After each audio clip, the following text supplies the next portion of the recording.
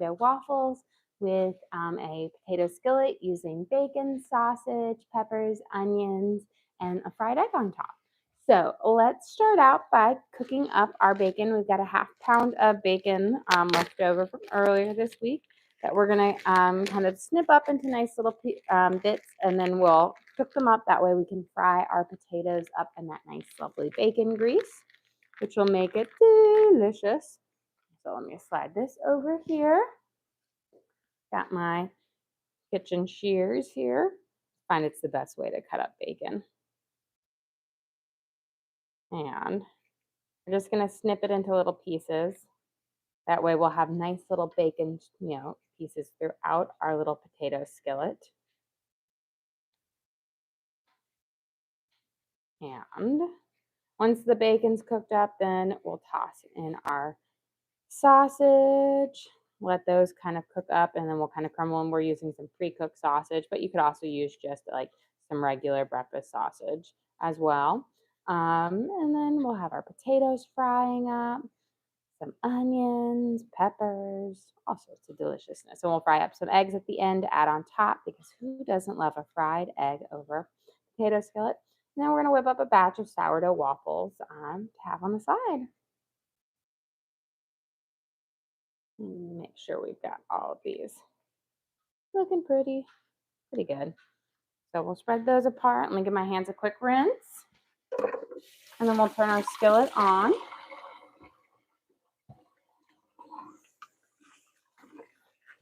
There.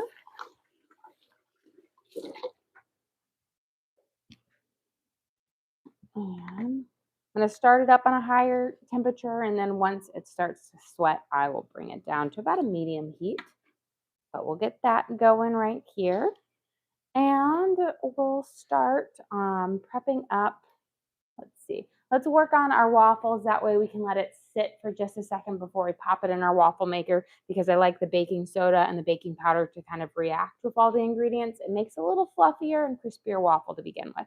So we are going to start out with a cup of our sourdough discard. I'm going to go grab a spoon real quick so we can mix it.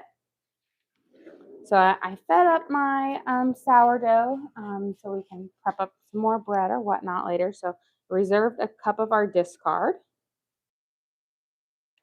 And so this is a great way to use a good amount of discard if you have a lot, or if you have a big amount of, keep a large amount of starter if you make a lot of loaves at one time. So we're going to use a whole cup. Scrape all of this out of our discard. And then we're going to add in a cup of milk. I'm using whole milk.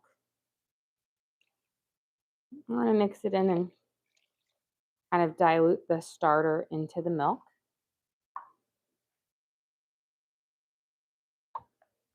And then, because these are waffles, you actually have a higher fat content in them than pancakes, because you want to crisp up those ridges. We're going to add in 4 tablespoons of melted butter.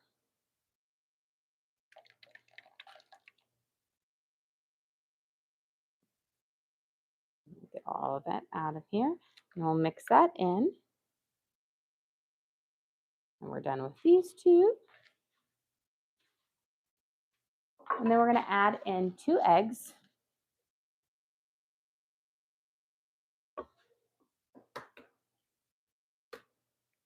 And these are just good old large eggs.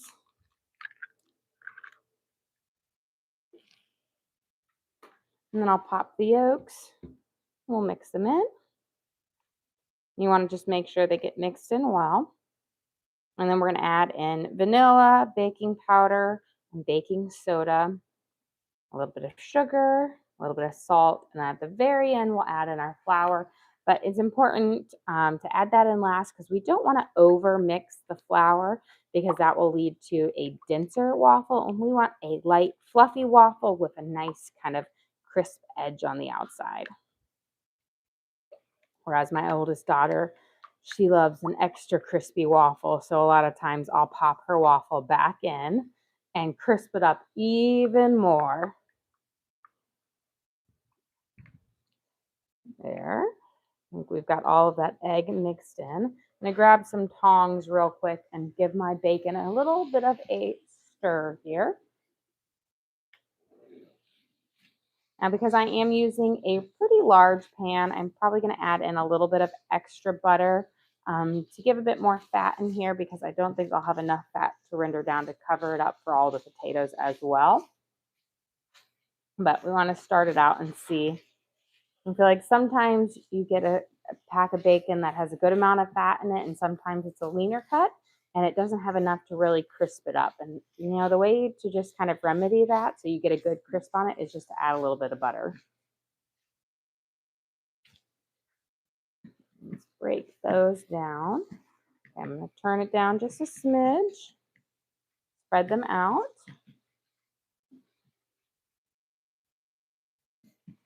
There we go. And then I'm going to grab my salt while we're over here, so we can add this to our pancake batter, our waffle batter. Okay, let's get the rest of our dry ingredients in here. We are going to add in a teaspoon of baking powder.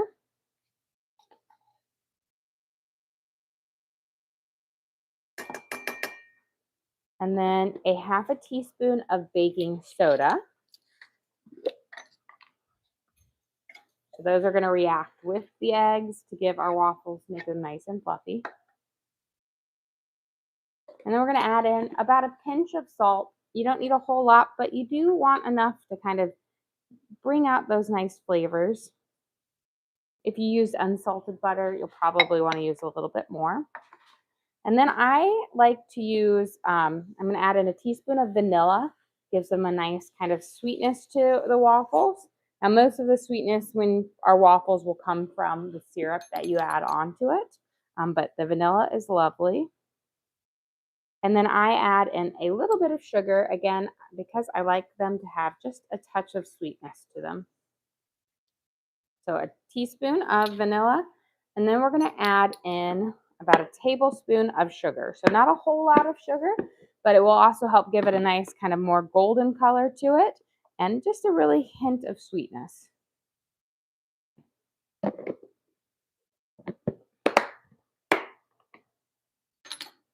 Give this a nice mix up.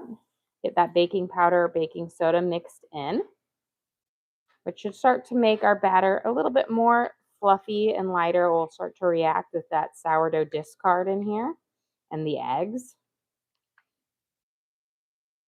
And I'm just going to, if I see any clumps, I'm going to try to mush them against the side of my bowl. And then we'll add in our flour in just a second. There we go. That should be good. And then slide this over here. We're going to add in 1 cup of flour. Turn this, and let's give these a real quick before we add those in.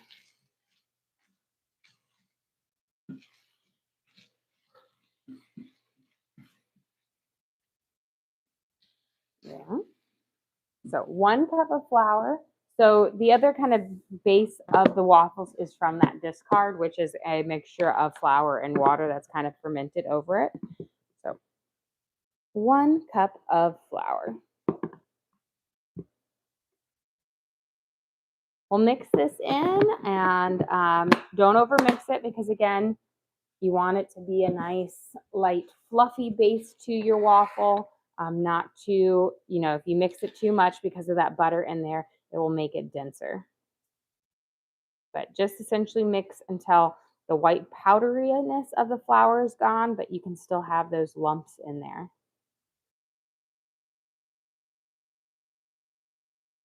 But as you can see, it's pretty foamy and fluffy. That's from the baking soda and the baking powder reacting with the sourdough discard and the eggs.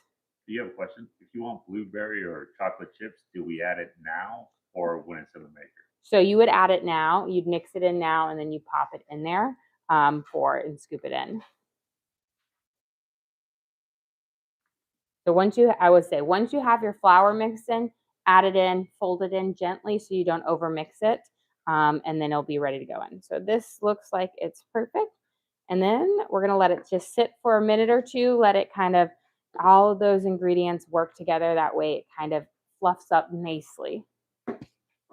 Same thing I do with my pancakes.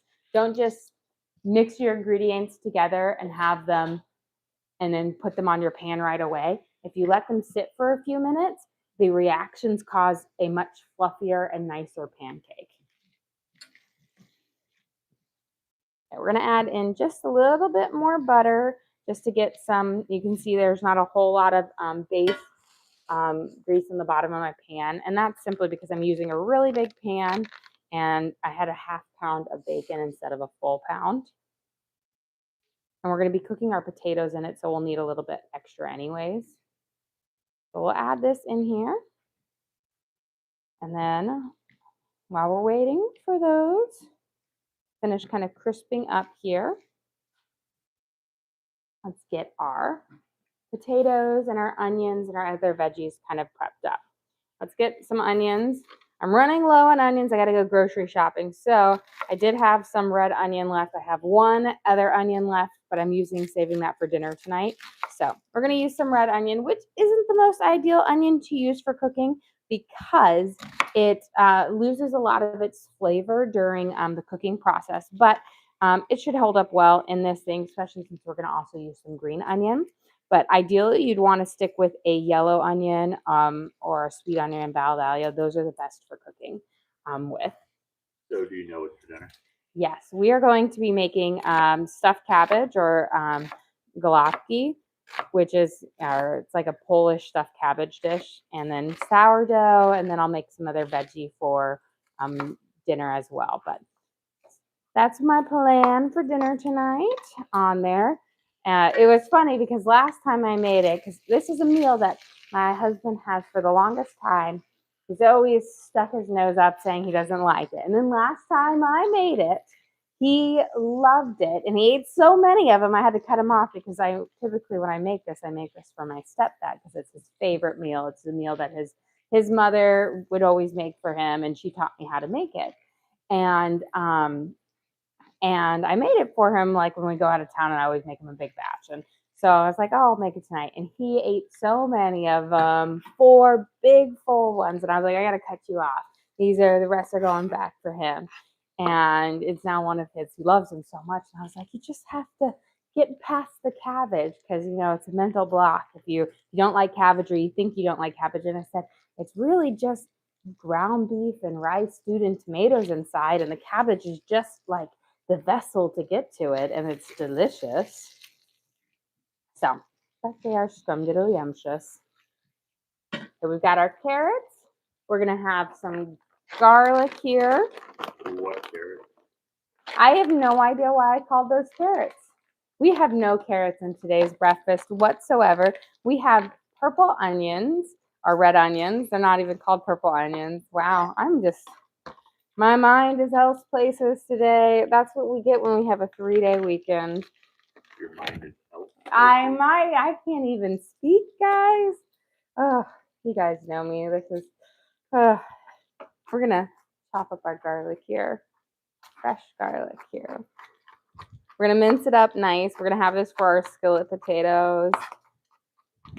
This is one of my favorite breakfasts. So growing up, it was always a treat if we went out to breakfast, like a Sunday breakfast out to a restaurant. And where we lived in Iowa, they had 2 places that you could go for a Sunday, brunch breakfast. Now, I'm sure they had more, but we only went to 2 places. And one was called Village Inn and the other one was Perkins. And they still have Perkins around, and I'm sure there might be a few Village Inns left. But they're not super bougie. But growing up, they were very bougie to us, and we absolutely loved them. And they had the best skillet breakfast with a side of pancakes, and I'd always get a sausage skillet with a fried egg and my pancakes, and they were so good, so good. But that's why I'm very excited for this one because it's essentially that same breakfast, just a little bit improved. And then you go into these rooms, and they always had pies in that front desk case. Where you walk in, you'd look, and you'd like, oh, I wonder if we could get a pie. We always got a pie to go home. We always got 2 because we were a very large family. And so we'd always get, and it was always the fresh strawberry pie. And then they'd be like, it was sometimes a French silk pie, which is just chocolate pie with whipped cream on it, or an apple pie. But it was always, you got to take home a pie too. But I fond memories of it growing up. And I look back on it and I'm like, these weren't bougie restaurants, right? I thought they were the best as a kid. They were delicious. You can't go wrong with breakfast. You know what I mean? I feel like no matter where you go, breakfast is simple. It's good. It's delicious. Okay, let's pop in. Our bacon is getting there. Since we're going to be cooking everything in it, they'll continue to crisp up. So you don't want to super crisp it now, or it will get too hard by the end. So we'll get our first round in. Let's get our sausages dropped in here. And then once these cook up, we will crumble them. Again, if you have breakfast sausage, you can add in, I would say about a half a pound. You don't need to go to a full pounder. That would be a pretty full one. I kind of put it out like a sausage per person here. A little more, but that's because my little boys, they love their sausages. Okay, let's get those. Let's check on our waffle base here. Looks good. Nice, bubbly, and fluffy. I think we can get about the first round in. I'm trying to time it because I want them to go in at the last or right when we're done. So I might wait just a few seconds before because this is going to make about 4 big Belgian waffles. And it's only going to take me about 6 minutes to make those 4 waffles. So I'm going to make sure I cook up everything else first for it because this is a double-sided waffle maker, which means I can make 2 big Belgian waffles at a time. So there's no magic. I'm not pulling out a waffle in 30 seconds on there. So let's get this down, and then let's get our potatoes in here and this cooking, and then we can start whipping those up.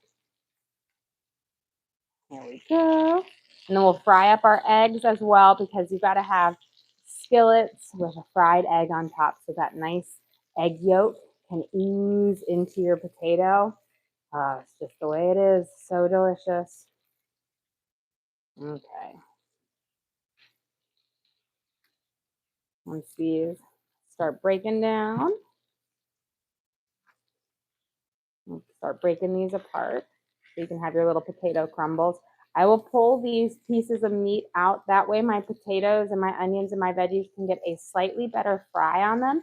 And then we'll toss them back in right at the end for it.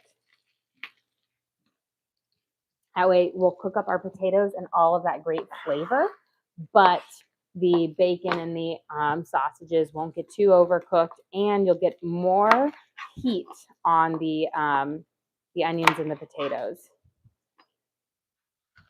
Get these guys sliced up. So I'm going to throw in 3 sweet peppers just to add a little pop of color, a little bit of extra savory flavor to it.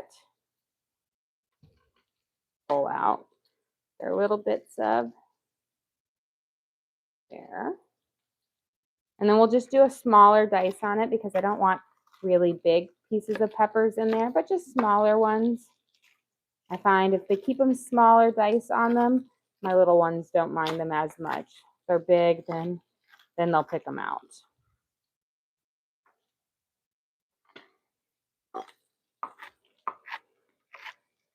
There we go.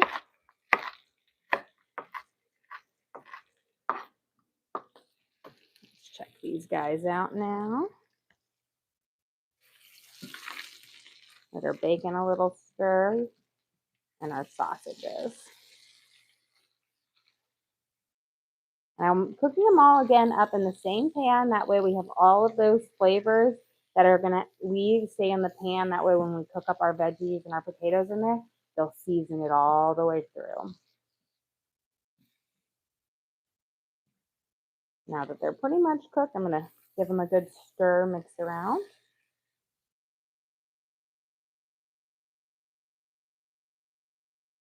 There we go. And now I'm going to grab a little plate that we can just pull these out and set them on. I'm going to use a slotted spatula so I can leave, again, those drippings left behind. Let's do a small plate.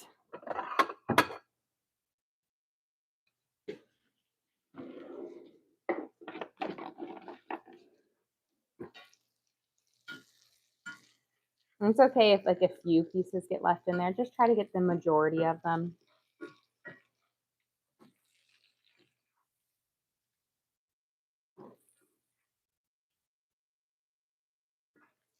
And we'll slide these guys out.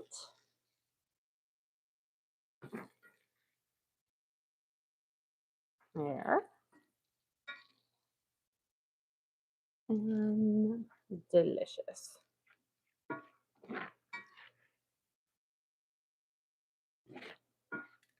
Get this last little bit, but you can see we just have enough, a little bit of drippings in here, not a whole lot, but enough that will crisp up our potatoes nicely and our onions, but you're not a huge amount. So there's our bacon and sausage drippings. While I'm going to drop our onions into saute up real quickly. And then after a few seconds, I'm not going to saute them as long as I would if they were yellow onions. I'm going to throw in my garlic and my peppers, and then we'll get our potatoes in here in just a second and let those start cooking. And then we'll start working up on our waffles here. There we go. So we've got those in. Move my sweet peppers to the side. You could also use bell peppers for those. I just find that sweet peppers have just a little bit nicer flavor to them. I'm a little less bitter than a bell pepper. For these are baby Dutch or little Yukon potatoes. I'm going to kind of cut them up smaller so that they will fry up faster and get tender a little bit quicker. That Yukon in there, it's that nice kind of lovely yellow coloring on there. They're a bit waxier potato, which means they'll hold their form really well on there, forming up. They're a bit denser of a potato, but lovely on here. But you could also use a russet on there. With a russet, you'll probably want to peel them just to have a slightly nicer texture. Yukons, the baby Dutch, red potatoes have a thinner skin, more delicate skin, which means they're better to keep. You can keep the skin on, so less work, less prep on there. So that's one thing that makes them nice about them. It's thinner, nicer. Could you use red potatoes? Yes, definitely use red potatoes. They're wonderful on there. I find that red potatoes have like a similar texture inside to russet potatoes. They're still a little bit waxier than russet on there. They have a whiter inside. So yes, definitely, but they have that nice delicate skin like a Yukon Gold or, baby Dutch. So they're kind of like a nice little hybrid between the two. We've got our garlic in here. We're going to let this toast up for just, about a minute or so. Don't leave your garlic in there too long. It's going to go from being lovely golden brown, fragrant to overcooked and burnt really fast. Garlic is a very delicate herb. It's a wonderful herb, but it can crisp up fairly quickly. So don't forget about it on there, especially with a non-stick pan. It's a little bit easier. It doesn't conduct your heat as well, but if you're using a metal pan, one of the silver pans, those conduct heat a lot faster, so you're more likely to burn your garlic faster with those. So you just have to be a bit more careful. Judy sent you again. Well, thank you, Judy. We appreciate that. Get these. I'm gonna give our garlic a little stir here. And see, we're getting some nice golden toasty edges on it. And again, my pan it's toasting up nice, but it's not super hot. I have this on a 4, which is just below a medium. I feel like a lot of people think they need to cook on such high heat. Unless you're searing off a meat to get at really lovely things, you really don't need to cook that high. You're more likely to burn your food if you cook on such a high heat. It's more about heating up your pan to be hot. And then having it consistent, so keeping it at a medium temperature, but you need your pan to be hot first. So it takes a little bit of time in the beginning, but once your pan is at a nice steady hot temperature, then keeping it at that medium temperature actually is going to give you a nice cook on things. You have a question. How do you decide between garlic or fresh chopped garlic for your recipe? So I like to use fresh garlic whenever possible, but I always have a bottle of garlic in the fridge. when I run out of fresh garlic. Garlic is, you can always sub it in. The main difference between fresh garlic and garlic is more pungent and acidic than fresh garlic. So I always say if the star of the recipe is garlic, then I would say it's a must to use fresh. But if it is a side piece, just like a hint, you can always use garlic. It's not going to be a big issue there.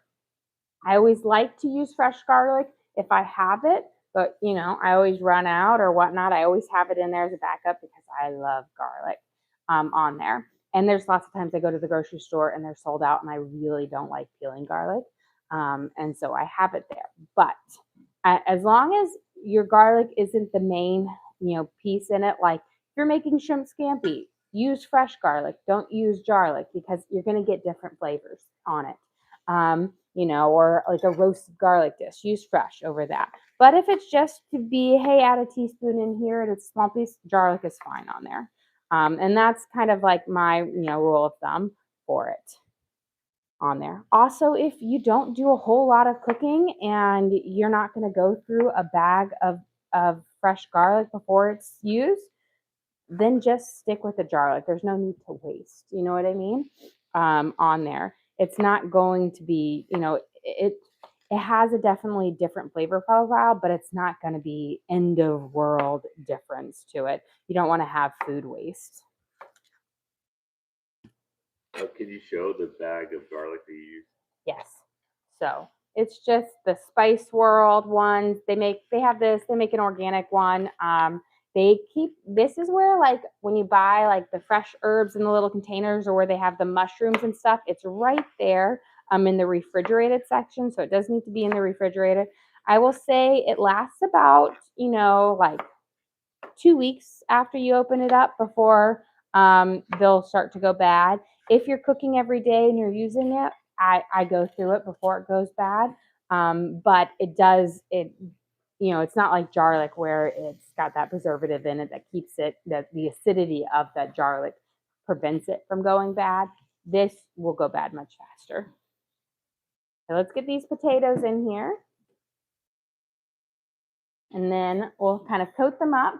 We'll put our lid on, and then we'll let them start to saute with that lid on, which will actually kind of do a steam saute. We'll allow them to cook up faster on here. Plus, they're nice and small, so we'll get a good kind of crisp up on. But I like to always coat them up first. Make sure that they get coated with that residual bits of that, bacon grease and that little bit of butter here. I might add a smidge more because I see my pan is just a little bit dry, and I don't want it to be too dry. Potatoes are kind of like a sponge, so if your pan is too dry, then you're more likely to burn instead of getting that crisp. There we go. Now that I have the test, I'm not seasoning them yet. I like to season at the very end because seasoning will dry out your pan, which will then cause your spices to burn down. I'm going to turn this up just a smidge, and then we'll put our lid on. And we're going to steam, kind of cook these guys for this. Let's get our waffles in. Let me get a scoop for this because it's hard to do it with a spoon. There we go. So this is a nice hot toasty griddle pan that's preheated. It's a non-stick surface, so you don't have to spray it down or anything like that. And we have 4 tablespoons in our measure.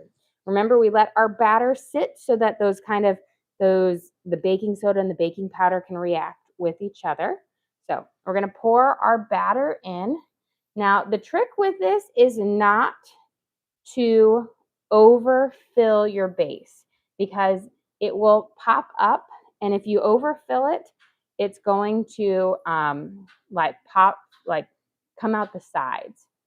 So I always err on the side of putting a little bit less in than needed than too much. Now, when we'll close it. There's a waffle thing. Now, this is the cool thing about this is it's a double-sided.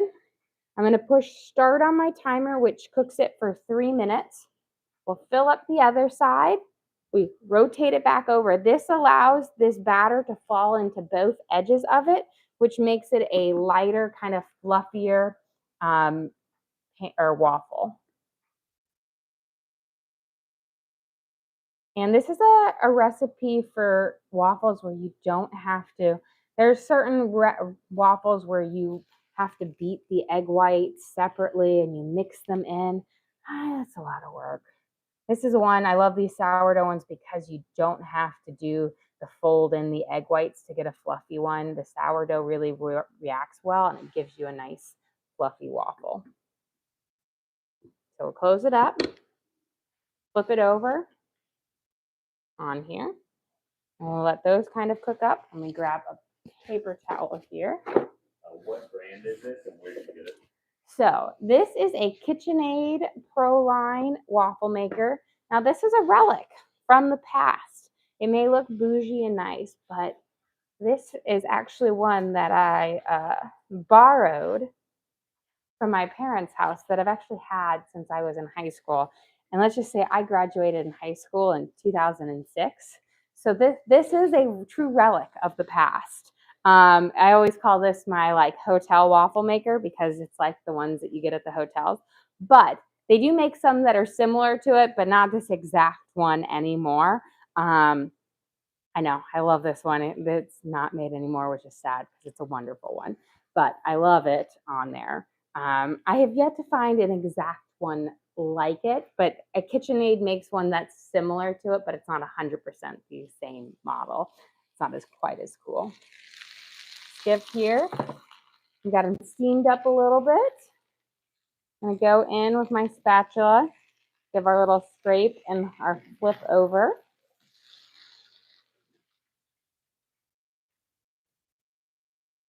There we go.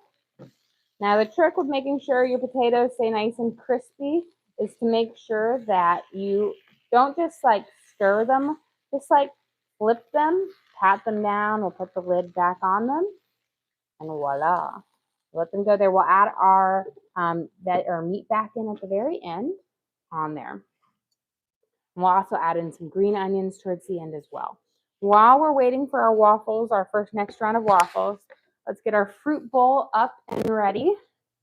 So we're going to have some strawberries and golden kiwis to go with our breakfast. So I've got my golden kiwis. I'm just going to give my strawberries a quick rinse here.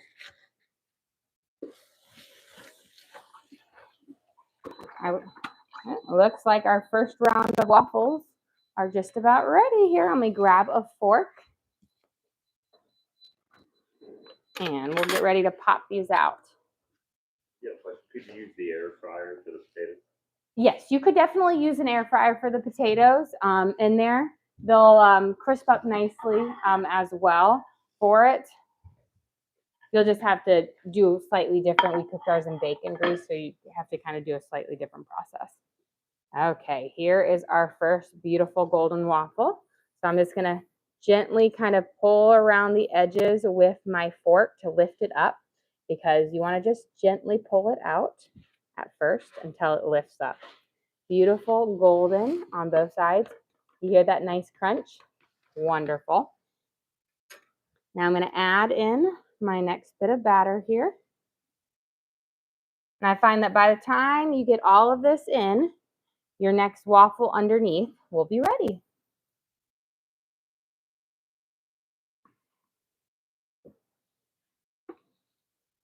There we go.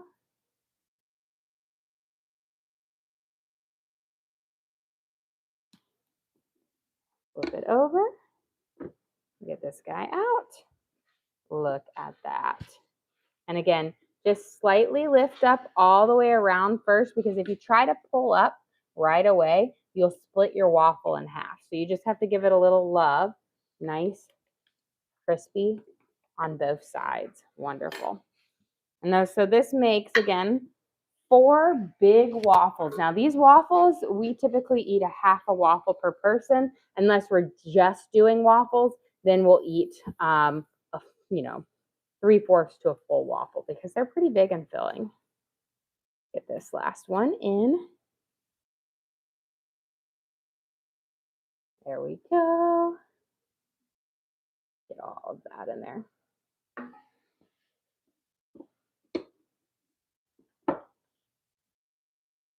Okay.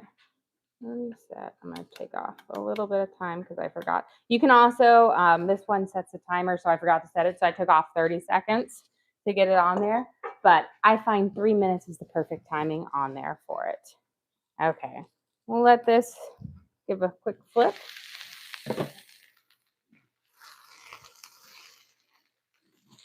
Did you have a question? You didn't cook yesterday? No, we took our day off. We had lots of soccer, basketball, and it was our, like, we ordered pizza for dinner kind of night. So we always like to do like one day a week where we order kind of takeout or go out to eat. So it was our day off on there. Finally getting the last of our Christmas decorations down. We like undecorated everything, but we still hadn't gotten our lights out. And we kept saying, oh, we'll wait for a warmer day, a warmer day. It never got warmer. So we decided to wait until it was 20 degrees outside, which is probably the coldest day, but it was just never going to get warmer. There's always rain or something. I'm going to get our butter melted for our eggs to kind of start heating up here. Go over that. Pop that here. Let's get some strawberries cut up in here for our little fruit bowl. Because gotta have fruit with breakfast. Now, when your strawberries are out of season like they are now and they're more white on the inside, if you just give them the slightest sprinkle of sugar, less than a teaspoon, it's going to cause your strawberries to sweat, which will bring out their natural flavor more and make them taste a lot more, it makes them a lot more flavorful. So I always like to do that with our fall every time I have strawberries, unless it's peak season, makes them just taste so much better. And it's not a whole lot, but it really does improve their flavors. So let's get these guys, because again, when it's not there, you have so much, you have like, they're all white inside, which means they're just not as sweet and nice. But we still love to eat fresh fruit as much as we can. Get them, and then we'll give our little sprinkle of sugar over them. And then we'll grab our last set of waffles out here in just a second. Almost perfect timing. I got one more strawberry to cut up.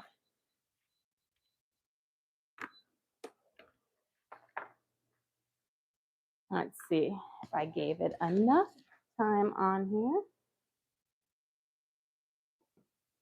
Perfect. So again, little lift, lift, lift, and lift. Nice and toasty on all the way around. And then you rotate. And gorgeous. I'm going to turn my power off.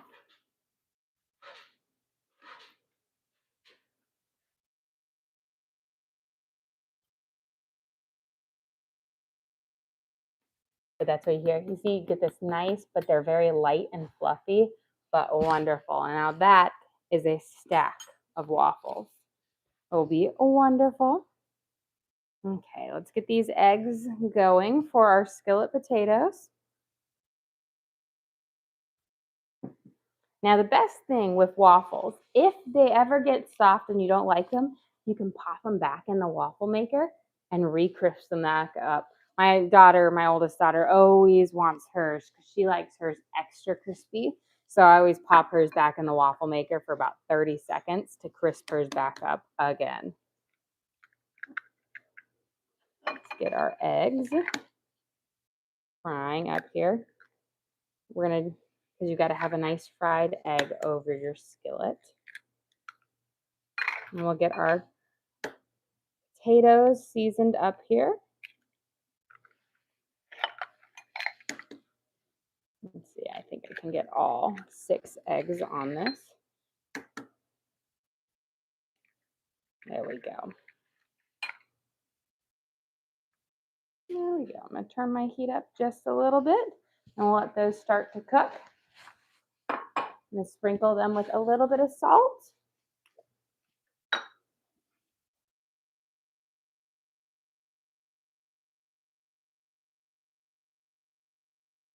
There we go. And then before we mix up our strawberries and add our golden kiwis on top, let's add a little bit of sugar. And like I said, it's the smallest amount, but it causes the sugars to really like sweat out their natural juices and makes them a lot sweeter. So just a pinch or so, and it really enhances their flavors. And it just takes away that when you have them just not during their peak season, where they're not as sweet and not as flavorful, this really brings out that strawberry flavor, that essence.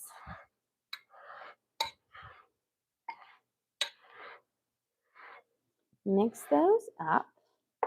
Okay, before we cut our kiwis, let's get our potatoes going. Okay, you might be done with this, but let me set this to the side. Give these a quick, beautiful.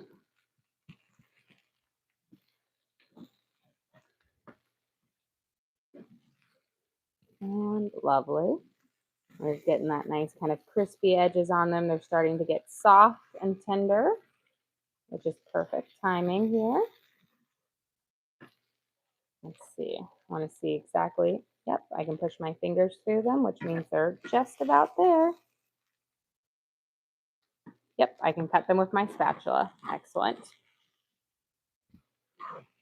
I don't want them mushy, but I want them soft enough that I can cut them with my spatula and they'll have that great flavor. We're going to season them up right now.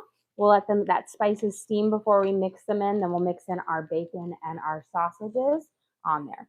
So for our spices, we're going to add in a little bit of onion powder, which will cling to the potatoes and just make them really lovely. Rotate my eggs here real quick. So a nice dusting all the way around. Grab my spatula back. This will also crisp them up nicely. And then I have some Mrs. Dash's Table Blend, which is a finely ground kind of like a spice blend.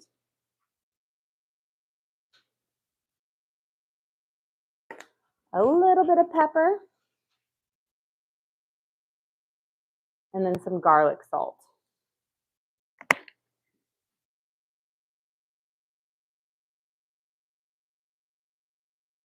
We're going to let those hydrate for a second, meaning that steam is going to come up and really rehydrate those spices so that they're not as dry. And then we'll mix them in on there. That way they'll prevent sticking to the bottom of your pan. That's why I don't add my spices until the end. Otherwise, they'll stick to the bottom of your pan and then they will kind of burn to your pan. So add them towards the end. That way your potatoes and everything can cook and they'll keep the spices on them. So you won't have bland potatoes either. Let's get our golden kiwis in here.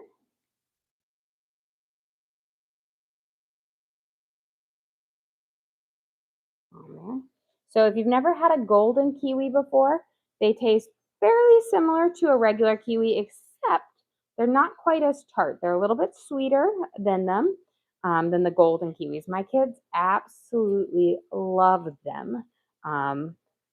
They think they're delicious. And I think probably because they are slightly sweeter than the green ones. And I find that they're not quite as gritty in texture. You know, regular kiwis tend to have a bit more of a grit texture to them. Their skin is a bit smoother as well. Okay. Let's get our potatoes flipped over and mixed up. Beautiful. And now let's add in our bacon and sausage to it, now that they're spiced up and coated on our potatoes. Again, we got a half pound of bacon in here and our sausage that we cooked up in the beginning, because this is what we fried our potatoes in. So our potatoes have all of that wonderful flavor in it as well. But I didn't keep them in there because I don't want them to get overcooked. If you overcook bacon too long, it turns into like a rock.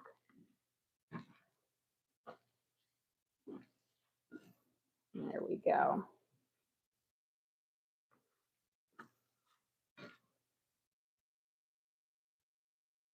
Perfect. And then we're gonna add in our green onions. Adds a nice fresh onion to our skillet potatoes, a pop of color, and just a really great bit of flavor as well.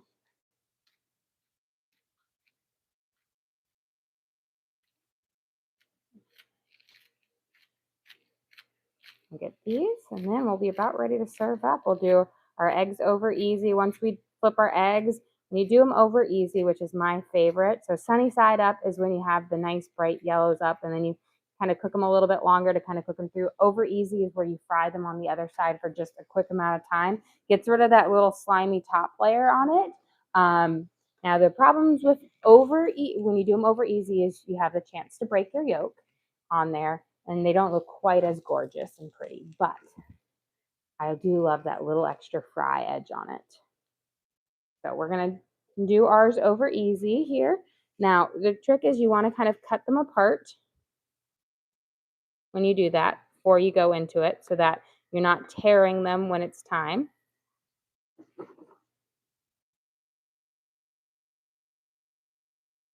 And then I typically, once I flip them over, I turn off the heat on my burner so that they'll flip over, we'll fry them fairly quickly. So just nice, gentle turns.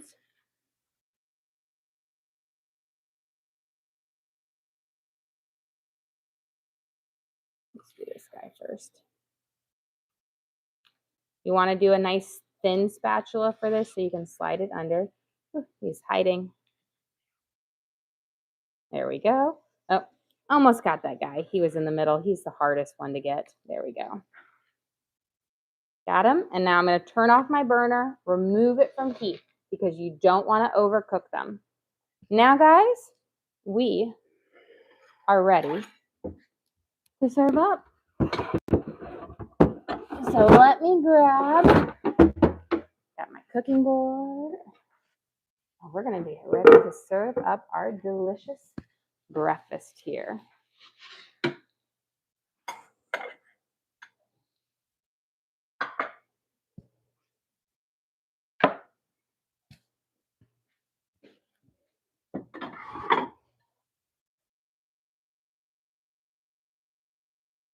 Okay.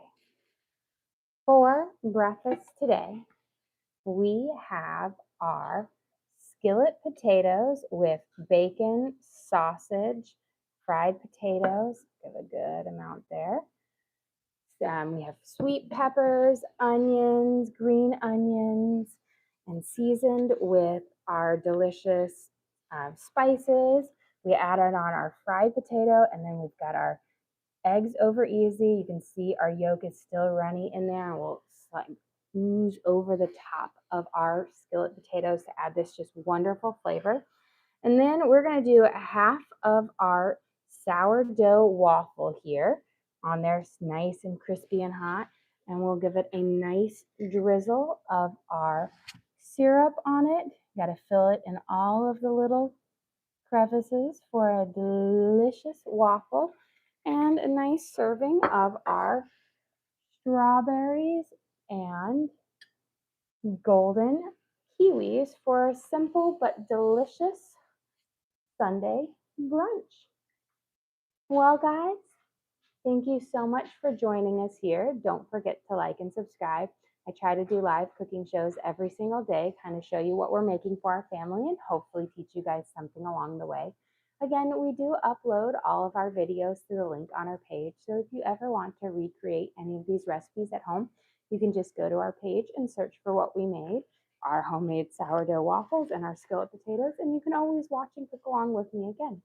We also have a link to our Amazon storefront that has all of our different cooking gear and gadgets. I've got my knives, cutting boards, my hex guide plans, all the different things that I use in the kitchen I have in there for you guys to check out. But again, thank you so much for joining us here. Don't forget to like and subscribe.